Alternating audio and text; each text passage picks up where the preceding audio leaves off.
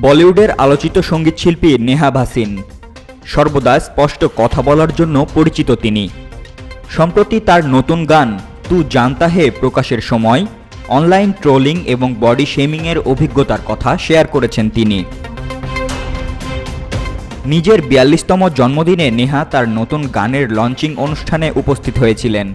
সেখানে পাপ্পারাজিদের সমালোচনায় নিজের কঠিন সময়ের কথা শেয়ার করেন এই শিল্পী। সঙ্গীত জগতের যাত্রার কথা মনে করে তিনি বলেন, প্রথমে সিডি বিক্রি করে আমি নিজের যাত্রা শুরু করেছিলাম।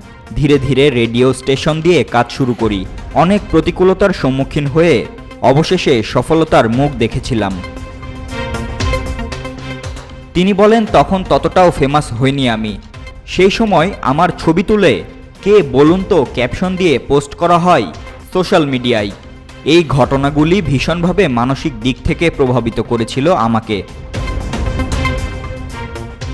গায়িকা বলেন, আমি হাইপার পজিটিভ ব্যক্তি নই। এই জিনিসগুলো আমার ভীষণ খারাপ লেগেছিল। মানসিকভাবে ভেঙে পড়েছিলাম। ইনস্টাগ্রাম এখন পর্নহাবে পরিণত হয়ে গেছে। তবে এমন হওয়া একেবারেই উচিত নয়।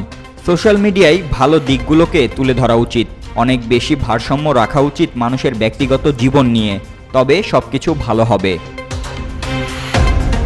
পেশাগত উত্থান পতনের কথা বলতে গিয়ে তিনি বলেন, কখনো কখনো মনে হয়েছে সবকিছু ছেড়ে চলে যাব, কখনো আবার মনে হয়েছিল সবাইকে প্রমাণ করে দেখাতে হবে নিজেকে। সবকিছু মিলিয়ে একটি রোলার কোস্টার হয়ে গিয়েছিল আমার জীবন। আপনি যদি 10 থেকে 15 বছর আগে আমাকে জিজ্ঞাসা করতেন আমি কি করতে চাই জীবনে, আমার থেকে অন্যরকম উত্তর পেতেন আপনি। তবে এখন আমি জানি আমাকে কি করতে হবে।